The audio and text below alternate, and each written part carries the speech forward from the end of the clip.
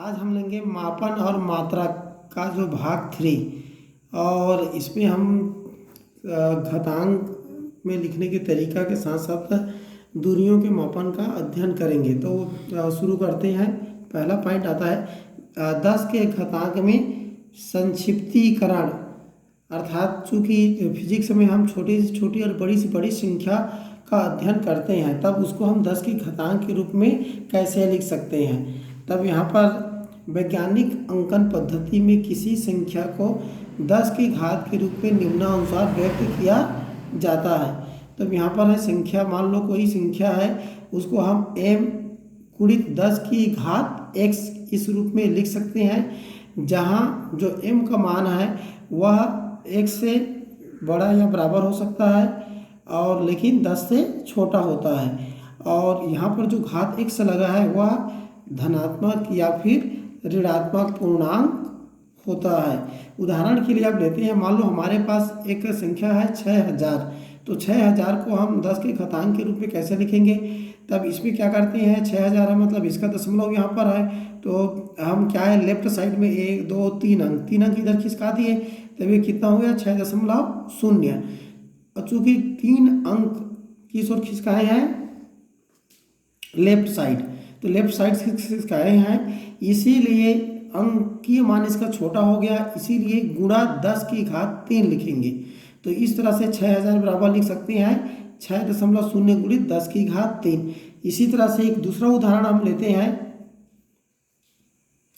351.25 kg बराबर। तो इसमें भी हम क्या करते हैं, इसमें इस रूप में लिखना है, ये 10 से छोटा होना चाहिए, यहाँ पर 351 है, तो इसीलिए हम इसको 2 अंक लेफ्ट साइड खिसकाएंगे, तब ये 3.5125 हो जाएगा। और चूँकि लेफ्ट साइड 2 अंक खिसकाए हैं, इसीलिए इंटू 10 की घात 2 हो जाएगी। इसी तरह से एक और उदाहरण लेते हैं, मान लो आपको दिया है 0.0025। अब इस तरह से हम लिखते हैं, तब इसको हम घातांक के रूप में कैसे लिख सकते हैं। तब इसको हम क्या करेंगे, हम आगे इसको कहाँ तक खिसकाना है, 2 के आगे तक, और किस ओर खिसका रहे हैं इसको हम राइट साइड में। कितना अंक खिसकाएंगे, 1 2 3 अंक, 3 अंक खिसका दिए तो कितना हो जाएगा 2.5। चूँकि अब राइट साइड खिसकाए हैं, तब इसका अंकी मान बड़ा हो गया, इसीलिए 10 में जो घातांक लगेगा वह ऋणात्मक घात होगा, अर्थात 10 की घात ऋण 3 हो जाएगा।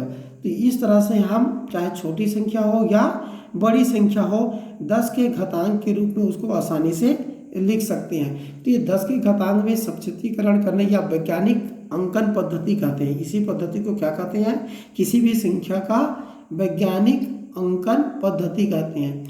इसके बाद अब अगला आते हैं हम परिमाण की कोटि। ये वैज्ञानिक अंकन विधि से थोड़ा सा हटकर है ये।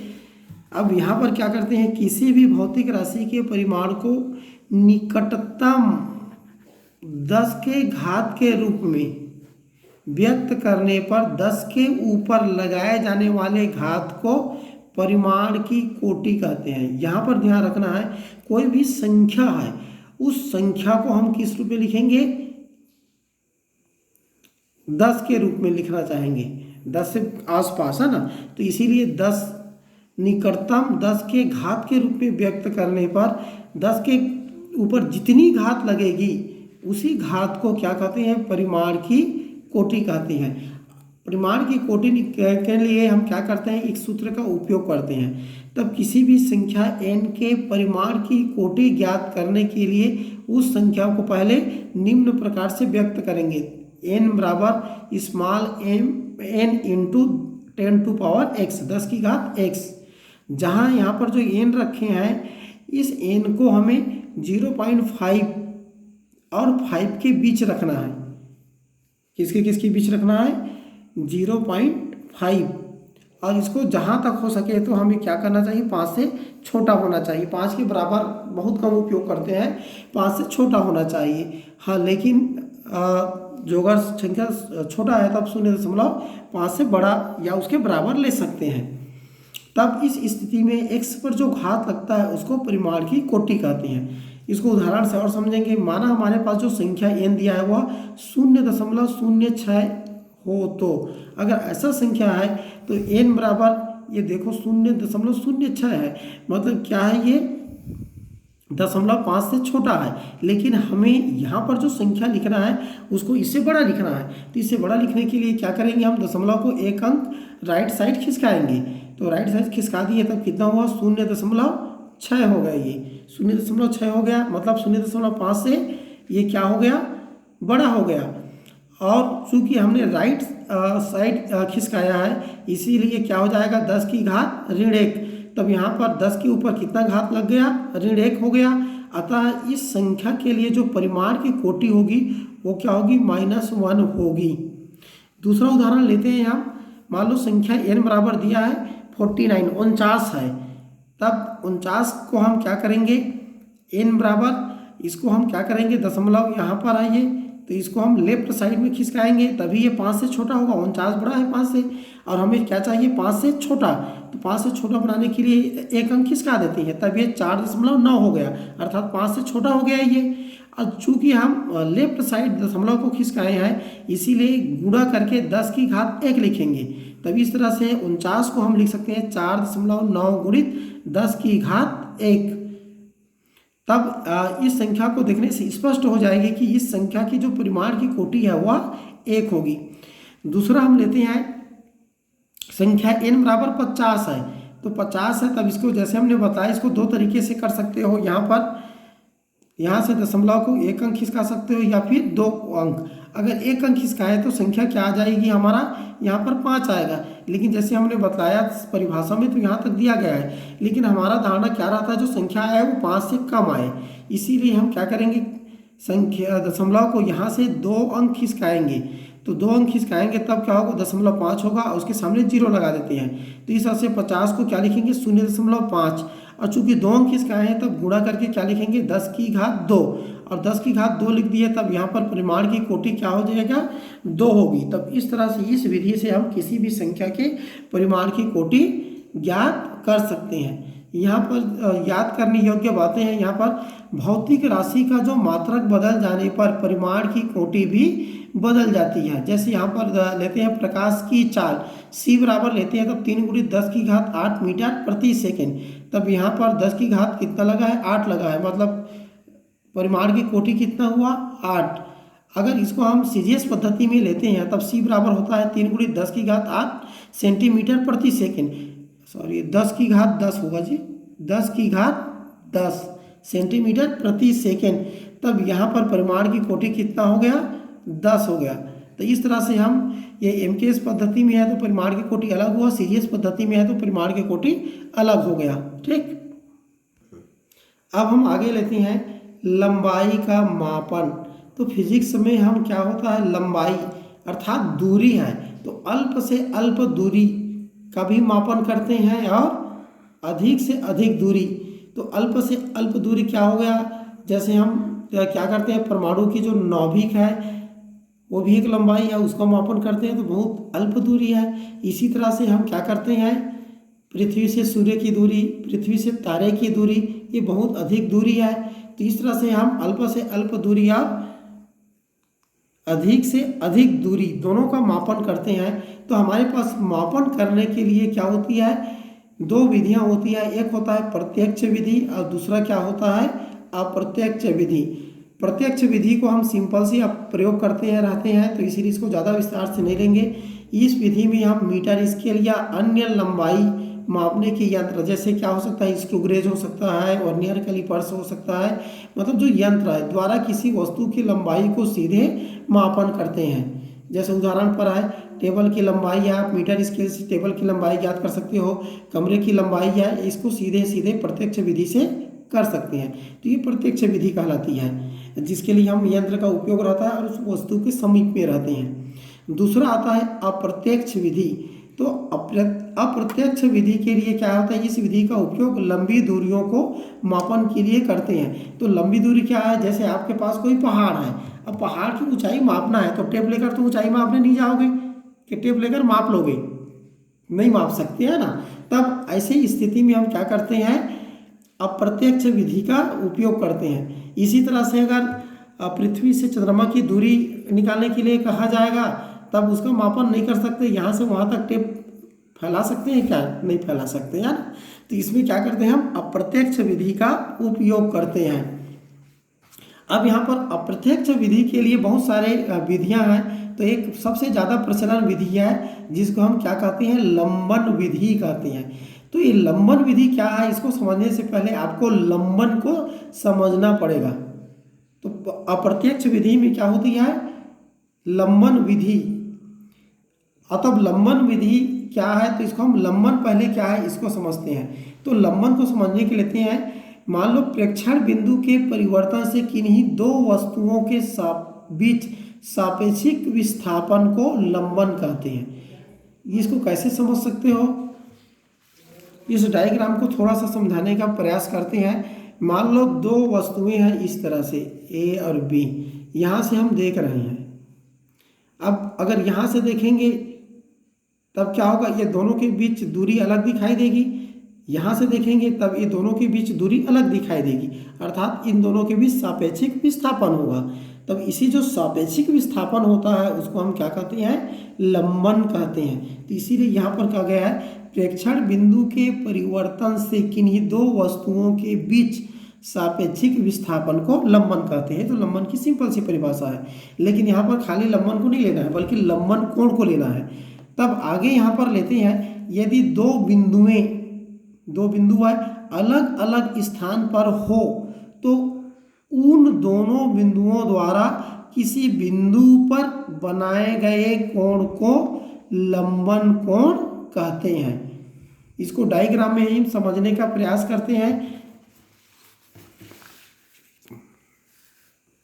मान लो यहाँ पर बिंदु ए है, बिंदु बी है। अब यहाँ से हम उसको देख रहे हैं, मेजरमेंट कर रहे हैं, तब ये इस बिंदु पर क्या एक कोण बनाएगा, तब इसी कोण को क्या कहते हैं हम, लंबन कोण। तो इसी को परिभाषा के रूप में याद रखोगे, यदि दो बिंदुएं अलग अलग स्थान पर हो तो उन दोनों बिंदुओं द्वारा किसी बिंदु पर बनाए गए कोण को लंबन कोण कहते हैं। इसको और विस्तार से लेते हैं। इस लंबन कोण की सहायता से हम दूरी कैसे ज्ञात करते हैं, तब इसके लिए इस डायग्राम को ध्यान दोगे। दो बिंदु ए और बी है, ये क्या है, एक प्रेक्षण बिंदु। इन दोनों को हम क्या मान लेते हैं, प्रेक्षण बिंदु मान लेते हैं। अब थोड़ा सा उल्टा सोचोगे, दो बिंदु अलग अलग था तो उसको हम क्या कहते हैं, दो बिंदु अलग अलग प्रेक्षण बिंदु ले लिए, तो इसी को लेते हैं। अब दो बिंदु ए और बी क्या है, प्रेक्षण बिंदु है, तथा यहाँ पर जो वस्तु है, एक वस्तु जहाँ पर जो कोण बनती थी उसको हम क्या मानते हैं, वो एक वस्तु है। तब यहाँ पर क्या हो जाएगा, ये जो प्रेक्षण बिंदु है वस्तु पर जो कोण बनाती है उसको हम लंबन कोण कहेंगे। तब इस तरह से कोण ए ओ बी बराबर थीटा बनेगा, तो ये कोण क्या होगी, लंबन कोण। अब यहाँ पर अगर दो प्रेक्षण बिंदु लिए हैं, ये हमें ज्ञात रहेगा, तो ए बी बराबर स्मॉल बी लेते हैं, ये क्या होगा, हमें ज्ञात होगा। मान लो ओ और ए अर्थात प्रेक्षण बिंदु से प्रेक्षित वस्तु की जो दूरी है ओ ए, ये क्या है, डी है, इसको क्या करना है, ज्ञात करना है। तब हम क्या करते हैं, यहाँ दोनों जो दो प्रेक्षण बिंदु है वहाँ से इस कोण को माप लेते हैं। तब कोण को मापने के पश्चात देखेंगे, तब हमारे पास सूत्र होता है कोण बराबर चाप बटे त्रिज्या। यदि कोण को मापते हैं तब उसका मान कितना आता है, थीटा आता है। तो चाप क्या हो गया, दोनों प्रेक्षण बिंदुओं को हम चाप में लेंगे, क्योंकि अगर यहाँ से अगर ऐसा करके देखोगे, सोचोगे, चूँकि ये डी बहुत ज़्यादा दूरी है इसीलिए ये बहुत अल्प है, तब ए और बी को हम चाप के रूप में ले सकते हैं। इसीलिए चाप क्या हो गया, ए बी हो गया, और जो त्रिज्या है तब यहाँ पर जो दूरी है ओ से ए, ये दोनों दूरी बराबर है, तब इसीलिए इसको हम क्या कहेंगे, त्रिज्या के रूप में लेंगे।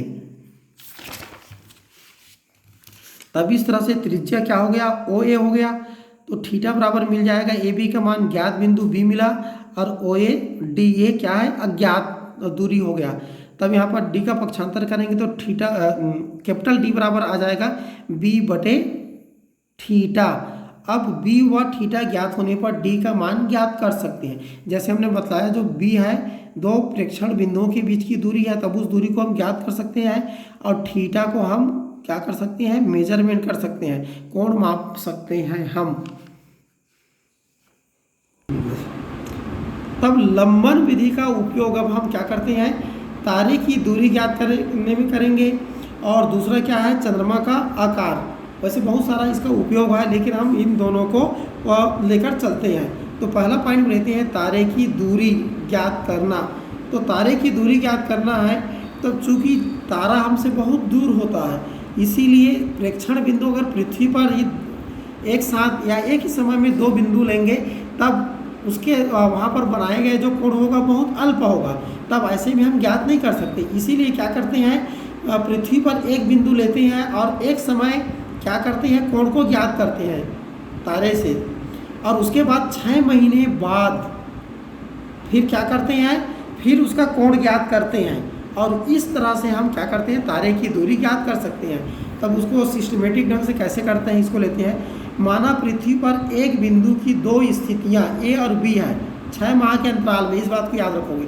मान लो आज जब प्रेक्षण कर रहे हैं वो स्थिति ए कहलाएगी, और 6 महीने बाद फिर से हम यहीं पर प्रेक्षण करेंगे, वो क्या कहलाएगी, बिंदु बी कहलाएगी, समय के साथ आएगी। और वो क्या है, एक तारा है और जिसकी दूरी ज्ञात करना है। तब यहाँ पर लेते हैं, इसीलिए यहाँ पर इस डायग्राम को ध्यान से देखो, ये पहला प्रेक्षण बिंदु ए है, और यहाँ से हमने क्या कर दिए, ऊर्ध्वाधर से क्या करते हैं, वो जो तारा है या जिसकी दूरी ज्ञात करना है उसके साथ जो कोण बनता है यहाँ पर, इस θ1 को ज्ञात करते हैं। अब उसके बाद क्या है, 6 महीने के अंतराल में हमारा पृथ्वी घूमते घूमते घूमते सूर्य का चक्कर लगाते हुए बिंदु बी पर आ जाएगा 6 महीने बाद। मतलब क्या होगा, जो हमारा जो चक्र चलता है, पृथ्वी जो चक्कर लगाती है, वो चक्कर लगाती है उसका व्यास हमें मिलेगा, ये व्यास हमें ज्ञात है। इसीलिए हम 6 महीने का अंतराल में बिंदु बी पर पहुंचते हैं, और यहाँ से फिर से ऊर्ध्वाधर के साथ जो तारा है उसका जो कोण बनता है वो θ2 ज्ञात कर लेते हैं। इस तरह से θ1 θ2 ज्ञात होने के पश्चात हम क्या कर सकते हैं, कोण OAB अर्थात लंबन कोण ज्ञात कर सकते हैं।